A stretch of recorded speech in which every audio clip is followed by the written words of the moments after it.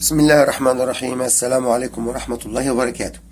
أحباء طلاب الصف السادس الابتدائي، السادة أولياء الأمور الفضلاء، مرحبا بكم جميعا في قناتكم قناة رضا سويل من دروس اللغة العربية. النهاردة إن شاء الله تعالى مع حل تدريبات درس المنصور والطيور من خلال كتاب الأضواء، ومع السؤال الأول: ضع علامة صح أمام العبارة الصحيحة وعلامة خطأ أمام العبارة غير الصحيحة. احنا معانا صفحة 105 للي يحب يتابع معانا من خلال الكتاب. أعجب المنصور بجواهر التاجر واشتراها كلها.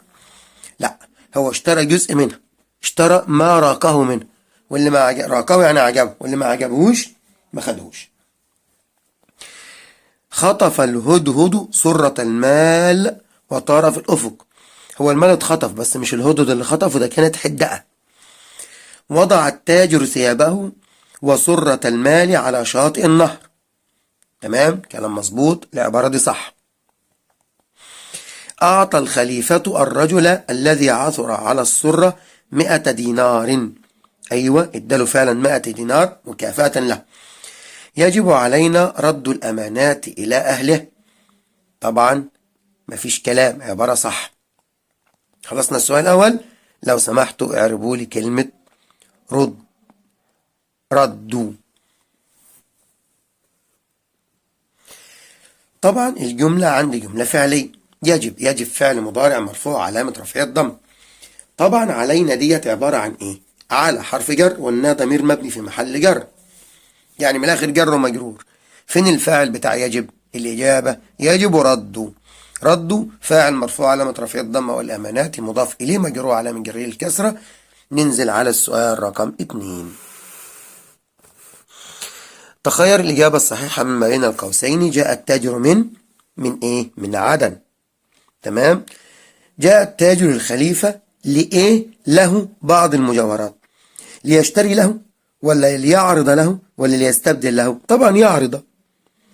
هو يعرض والخليفة يختار هو ورغبته. خطفت إيه السرة لأنها تحسبها لحما؟ طبعا كانت إيه؟ حدقة.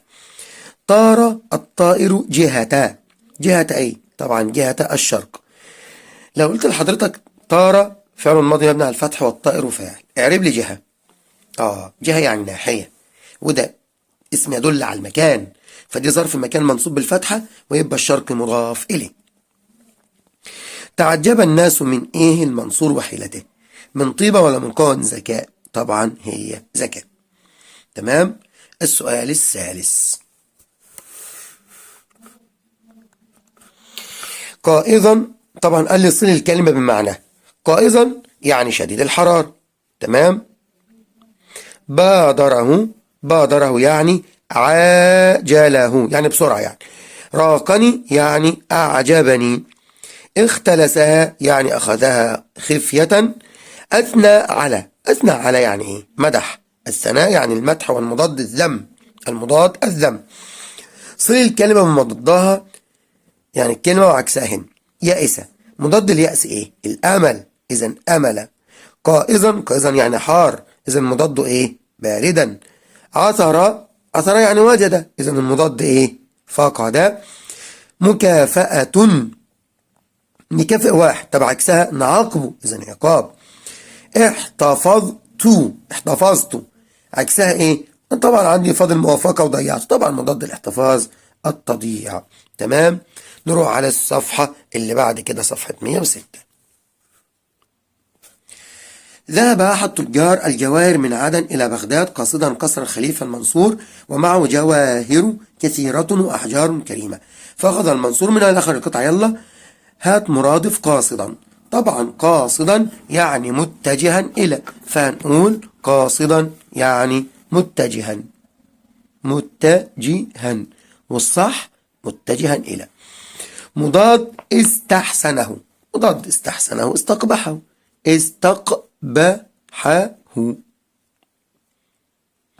جمع سرة سرر، زي جمع علبة علب، زي جمع قبلة قبل.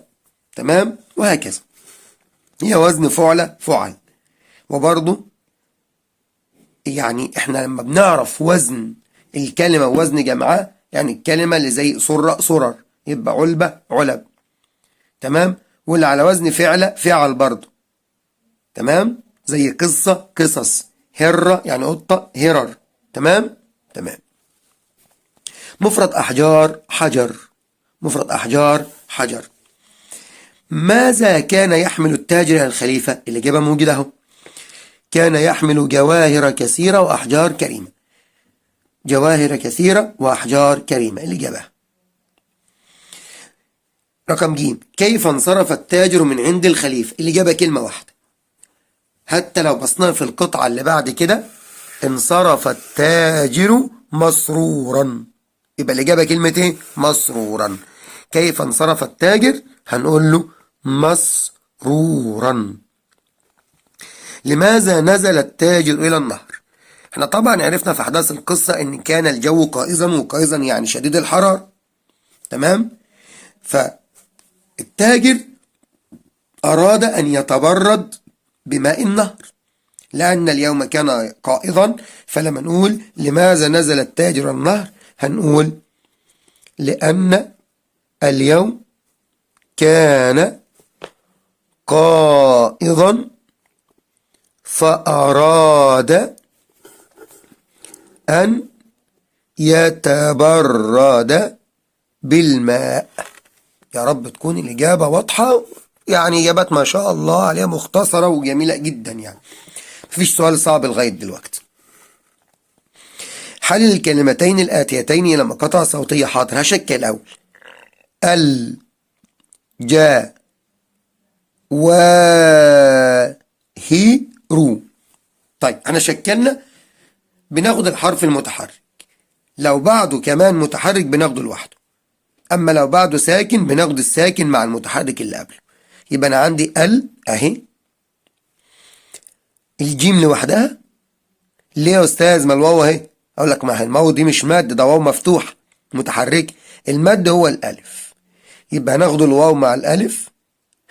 الجا الهاء لوحدها لانها متحركه وبعدها متحرك، وبعدين الراء المضمومه لوحدها، وطبعا ضمه واحده عشان ده الف ولام، والكلمه اللي فيها الف ولام ما فيهاش تنوين.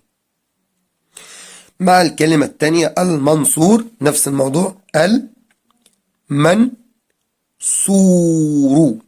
يبقى ناخد الالف واللام الساكنه مع بعض وبعدين الميم والنون الساكنه مع بعض وبعدين الصاد والواو المد مع بعض وبعدين الراء المضمومه مع بعضها. نروح على خريطه الكلمه. صورة رقم واو. كثيره دي كلمه، الكلمه دي نوعها ايه؟ طبعا دي اسم. معناها كثيره بمعنى متعدده. مضادها مضاد الكثير القليل، إن مضاد كثيره قليله، تمام. في جمله قرأت قصصا كثيرة. ودي خريطة الكلمة، وكده السؤال الأولاني خلص. نروح على السؤال الثاني. انصرف التاجر مسرورا وبينما هو في طريقه على شاطئ النهر وكان اليوم قائضا أراد أن يتبرد بماء النهر فوضع ثيابه وتلك السرة على الشاطئ ونزل إلى النهر. يا ريته ما نزل. مرادف قائضا حارا أو شديد الحرارة براحتك، والمضاد باردا. طب مضاد انصرف، مضاد انصرف نقول ايه؟ رجع أو عاد. هو انصرف يعني مشي، عكسها عاد، خلاص. أو رجع أو عاد، تمام تمام. الأفضل اللي شايف الأفضل من الاثنين، تمام، قدم أو حضر. وأعتقد إن حضر ديت هي الأكثر استعمالا في حياتنا اللغوية، يعني حتى في المصالح الحكومية تجد دفتر حضور وانصراف، حضور وإيه؟ وانصراف، تمام. الكتب زي كتاب الأضواء جايب رجع وعاد، تمام. لكني شايف إن حضر أفضل وأكثر دقة في هذا المعنى. جمع الشاطئ الشواطئ. مفرد ثياب ثوب، طبعا الثياب يعني الملابس. طب محتاج من أبنائي حبايبي والسادة أولياء الأمور الفضلاء إخواتنا الأكارم معايا في سؤالين مهمين أوي. السؤال الأولاني لكلمة الشاطئ همزتها على ياء. السؤال الثاني احنا متعودين نعرف كلمة اليوم ظرف زمان منصوب، امال ازاي هنا هي عليها ضمة؟ تمام. ممكن مع بعض لو سمحتوا معايا في السؤالين دول. كلمة الشاطئ الهمزة متطرفة، يعني في آخر الكلمة عشان نبقى فاهمين يعني متطرفة في آخر الكلمة قبلها كسر، فعشان كده رسمنا الهمزة على ياء، لأن الهمزة اللي في الآخر ديت بتكتب على أساس تشكيل الحرف اللي قبلها، يعني هي جت في الآخر وقبلها كسر نعملها على الياء. طب افرض قبلها فتحة تبقى على الألف، زي إيه؟ كافأة، اكتب لي كده كافأة، كافأة كده، لأن الهمزة جت في الآخر وقبلها فتحة. طب وقتها أعملها على ضمة لو قبلها، لا قبلها وقتها أعملها على واو لو قبلها ضمة، زي كلمة إيه؟ في العلوم يقول لك إيه؟ تكافؤ الذرة. نكتب تكافؤ إزاي؟ تكافؤ الذرة، تكافؤ، سامعني؟ تكافؤ. إذا همزة متطرفة سبقت بكسرة فجت على الياء، سبقت بفتحة جت على الألف، سبقت بضمة جت على الواو. طب لو ما سبقتش لا فتحة ولا بضمة ولا الكسرة، سبقت بمد أو سكون، في الحالة تبقى على السطر زي كلمة عبء كده. تمام؟ طيب ده السؤال الأولاني اللي احنا قلنا ليه للشاطئ الهمزة على الياء. السؤال الثاني ليه اليوم هنا على ضمة؟ أقول لك لأن اليوم هنا مش جايب معنى ظرف زمان. تمام؟ خلاص؟ ده هي جاية اسم يدل ايه على يعني كمبتدأ. تمام؟ اسم ينفع أن يكون مبتدأ. لو ما فيش كان هيبقى اليوم قائز.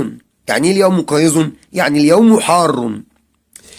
الظرف دي اسم يدل على مكان أو زمان حدوث الفعل. هنا ما دلتش على مكان حدوث الفعل ولا زمان حدوث الفعل. إذا كلمة اليوم مش لازم تعرب ظرف، مش لازم، هي اسم زي أي اسم. يعني مثلا كلمة ساعة بعربها ظرف. طب لو قلت مرت ساعة هادئة، هل هعرب ساعة ظرف؟ لا، هقول مرت فعل ماضي وساعة فاعل. إذا الكلمات اللي احنا متعودين نعملها ظرف هي مش لازم تكون ظرف. احنا كنا بنجيبها لطلابنا في سنة رابعة نقول الكلمات التي تأتي ظرف زي كلمة كذا وكذا وكذا، ولكن بشرط انها تدل على مكان او زمان وقوع الفعل. انما لو دلت على معاني اخرى غير زمان او مكان وقوع الفعل فبعربها حسب موقعها فين في الجملة. يعني مثلا لو جبتها قبلها ان اليوم رائع، طب ما هتبقى اسمها ان. تمام؟ وهكذا. إذا موضوع التعود نبطله شوية، لأن طبعا قواعد النحو كبرت وما عادش ينفع ندي الأولاد حاجات كده الكلمة دي تعرب كذا والكلمة دي تعرب كذا. لا، هي اسم تعرب حسب موقعها فين في الجملة، وما بتاخدش الإعراب بتاعها إلا بشروط. تمام؟ لماذا انصرف التاجر مسرورا؟ لماذا انصرف التاجر مسرورا؟ تمام؟ احنا عرفنا ان الخليفة المنصور اختار بعض الجواهر اللي نسبته واعطى للتاجر ثمنها. يعني الراجل ده مع انه هو الخليفة ولو خد اللي عايزه من غير ما يدفع ولا مليم الناس هتبقى مبسوطة بتجامل الخليفة. تمام؟ ده هنفرض كده يعني، ولو ان البيع والشراء ما فيهوش ايه مجاملة، ولكن هو لو خدها وخلاص وقبلها على نفسه ما حدش يقدر انت بتعمل ايه. ولكن الراجل خد اللي هو يعني عاجبه من الموضوع وادى الراجل 800 دينار. هي يعني ايه 100 دينار عشان نبقى فاهمين؟ الدينار 4 جرام وربع دهب. 4 جرام وربع دهب يعني ال 100 جرام يعني 425 جرام دهب عيار 21، يعني قرب على نص كيلو دهب، فمبلغ محترم. فالراجل عمل صفقة العمر. تمام؟ فعشان كده انصرف مسرور. إذا الإجابة بقى نقولها في كلمتين. لماذا انصرف التاجر مسرورا؟ لأن الخليفة أعطاه 100. طبعا يا شباب كلمة 100 اسم في ألف زائد يعني يكتب ولا ينطق، ما اقدرش اقول 100 وما اقدرش اشيل الالف منها. 100 دينارا ثمنا لما استحسنه من الجواهر. تمام. أين وضع التاجر ثيابه والسرة؟ طبعا بنقول أهي وضع ثيابه وتلك السرة على الشاطئ. أدي الإجابة، وضعها على الشاطئ، وضعها على الشاطئ. طيب، كيف وصلت السرة إلى الرجل الأمين وماذا فعل به؟ هنقول عندما كان يعمل في الحقل، كان يعمل تحت نخلة فوقعت السرة أمامه وراقه منظرها ووجد بها المال فاحتفظ بها وبدأ يبحث عن صاحبها. تمام. احنا كده قلنا كيف وجدها وماذا فعل ده، انه احتفظ بها وبدأ يبحث عن عن صاحبها. طيب، حلل كلمة أراد. احنا لسه محللين كلمتين فوق،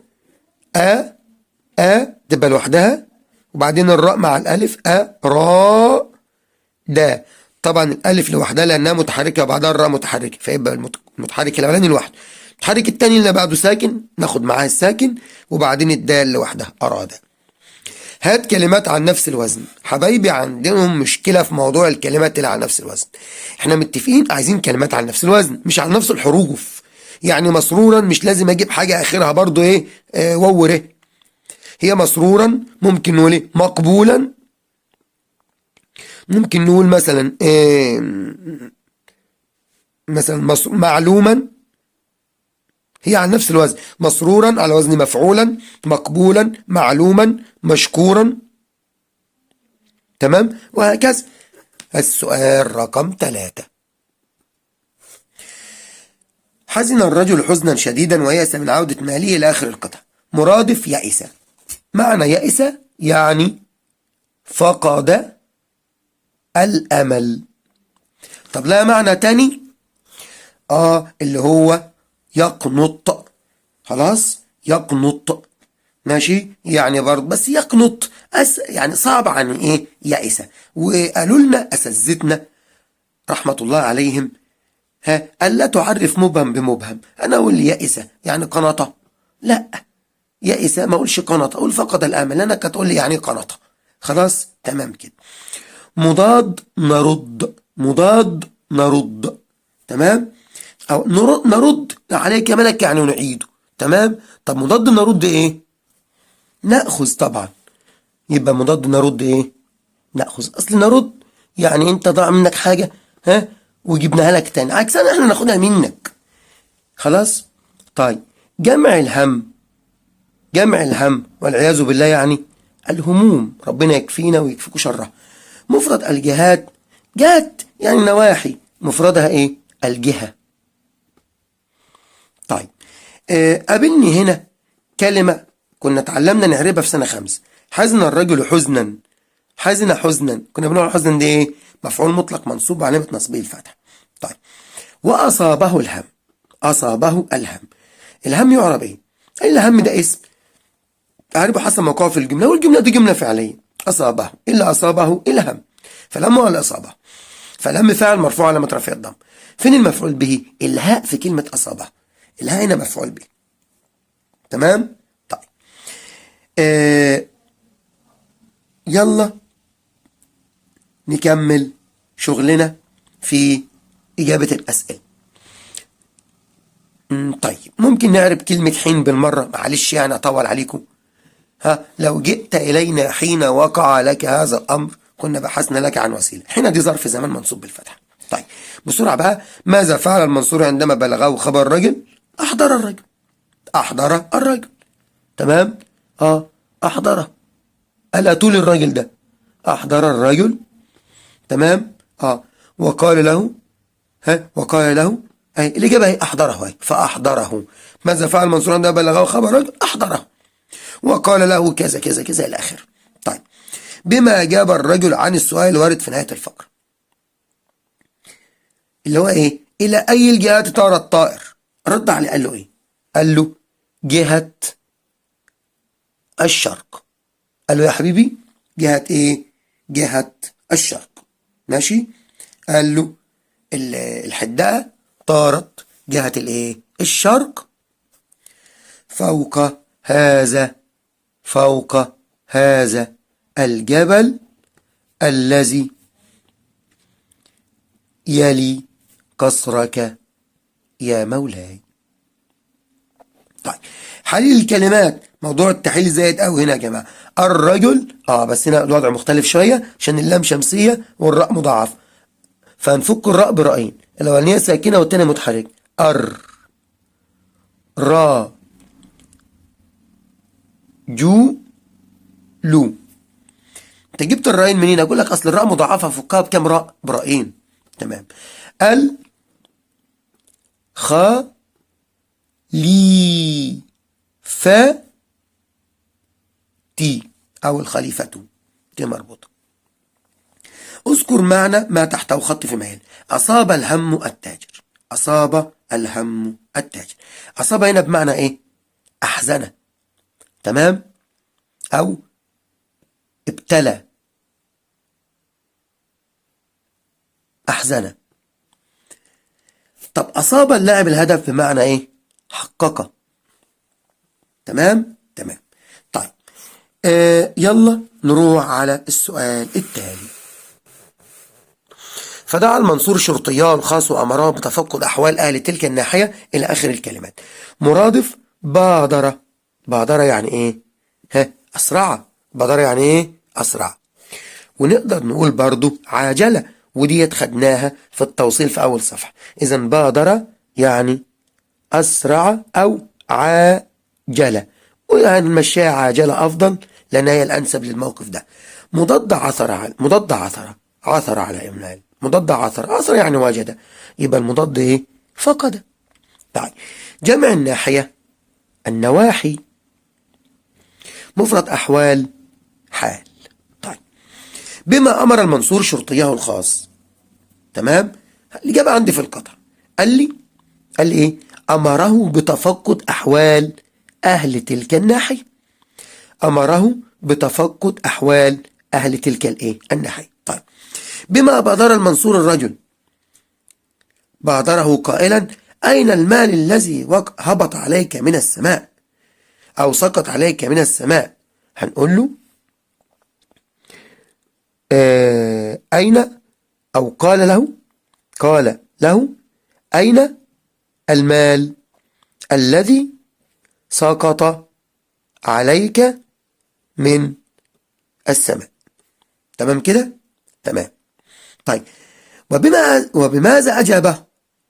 طبعا الراجل قال له ها هو ذا يا مولاي.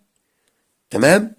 طب تخيلوا بقى ان القطعة اللي عليها الدور فيها ايه؟ السؤال واجابته. ها هو ذا يا مولاي. قال له ايه؟ قال الرجل ها هو ذا يا مولاي.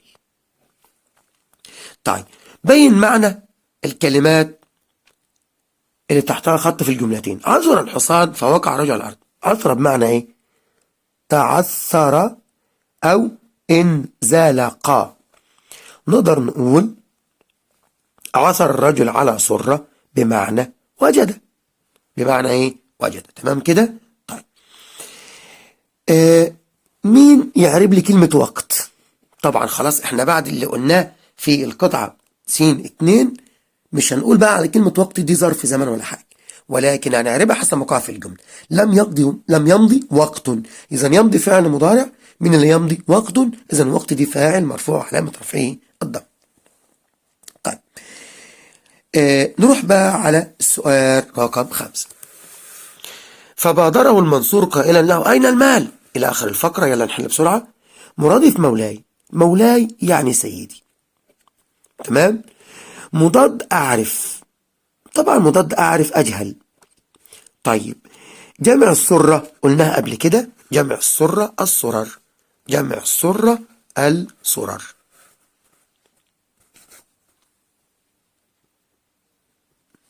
كيف وجد الرجل المال؟ الإجابة أهي: كان يعمل تحت نخلة إذ سقطت أمامه، دي هنخلي دي اسمها إيه؟ أمامه السر، فأخذها وراقه منظرها وقال إن الطائر اختلسها من مكان ما. طيب دي كيف وجد الرجل المال. طب أين كان الرجل يعمل؟ برضو نفس الموضوع، كان يعمل تحت نخلة، الحتة الصغيرة دي بس هنقول له تحت نخلتي. تمام. نروح على السؤال اللي عليه الدور.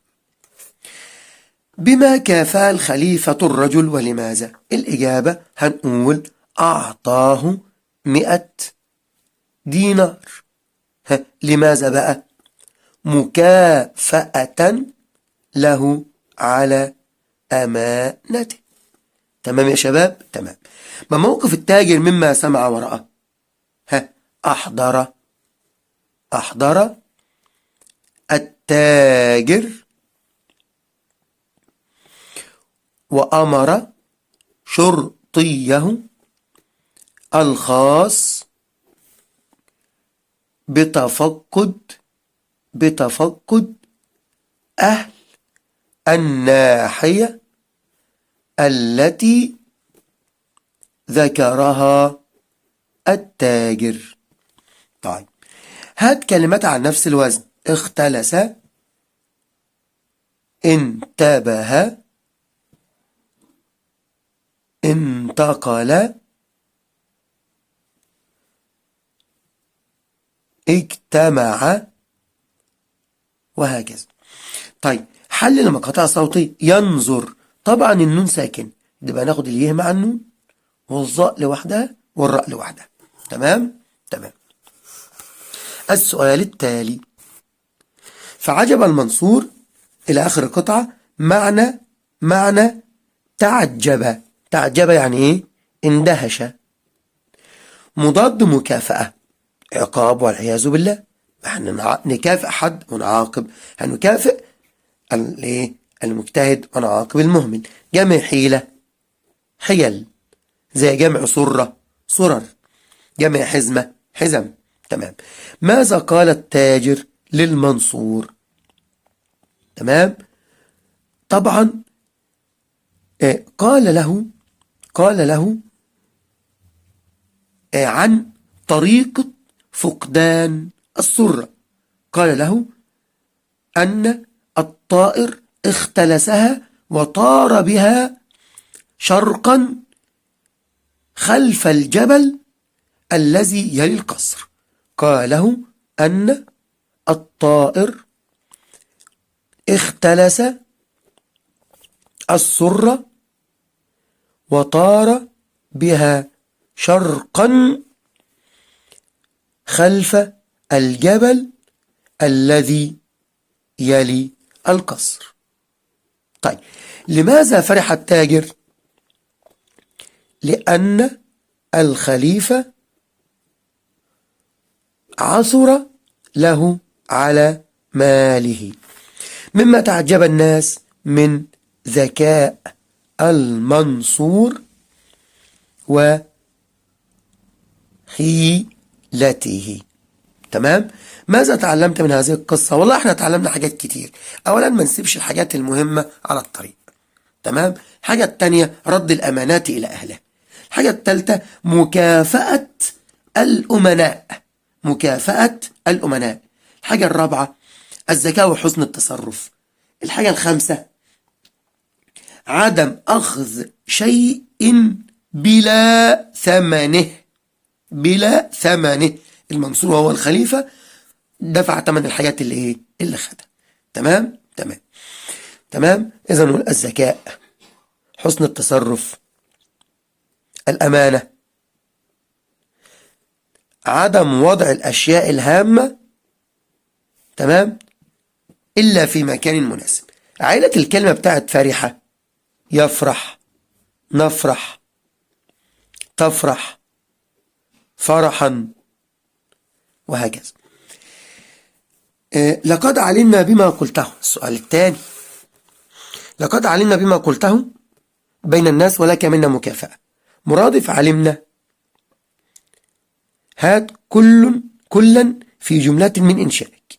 تمام؟ طيب مرادف علمنا، معنى علمنا. يا ترى معنى علمنا ايه والمضاد بتاعها ايه؟ طبعا معنى علمنا خبرنا او احطنا. تمام؟ معنى العلم هي الخبرة والاحاطة، فنحطها في جملة زي ايه مثلا؟ لقد خبرنا واحطنا بطريقة حل المسألة. ادي جملة. مضاد اعطاه، مضاد اعطاه سلبه، مضاد اعطاه سلبه، او اخذ منه. تمام؟ او حرمه. فنقدر نقول ايه؟ مثلا رسب التلميذ فسلبه ابوه الهدية، او حرمه ابوه من الهدية. رسب التلميذ فحرمه ابوه من الهدية، او سلبه ابوه الهدية. من القائل ومن المخاطب؟ من القائل يعني مين اللي قال لقد علمنا بما قلته بين الناس؟ طبعا الخليفة المنصور. طيب ومن المخاطب؟ الرجل الذي وجد سرة المال. أين تم هذا الحوار؟ في قصر المنصور ببغداد. ما مناسبة هذا الحديث؟ عندما تم إحضار الرجل الذي وجد المال. حل كلمة مكافأة لمقاطع صوتية. طبعا الميم مضمومة، وبعدين كاف مفتوحة، وبعدين ألف مد، وبعدين فاء مفتوحة، وبعدين همزة، وبعدين برضو همزة مفتوحة، وبعدين تاء مربوطة. يبقى أنا عندي مقاطع كتير أوي. أول حاجة الميم تمام لوحدها، وبعدين الكاف والألف مع بعض، وبعدين الفاء لوحدها، وبعدين الألف اللي عليها همزة لوحدها، وبعدين التاء التأنيث المربوطة لوحدها. يبقى دي مقطع 2 3 4 5 1 2 3 4 5 كده مظبوط قوي. وبكده خلصت حصتنا النهارده. اشكركم على حسن المتابعة. اسف ان كنت طولت عليكم، بس دايما لما نحل بتطلبوا انتوا المزيد. سعدت بلقائي معكم. اترككم في رعاية الله وامنه، والسلام عليكم ورحمة الله وبركاته.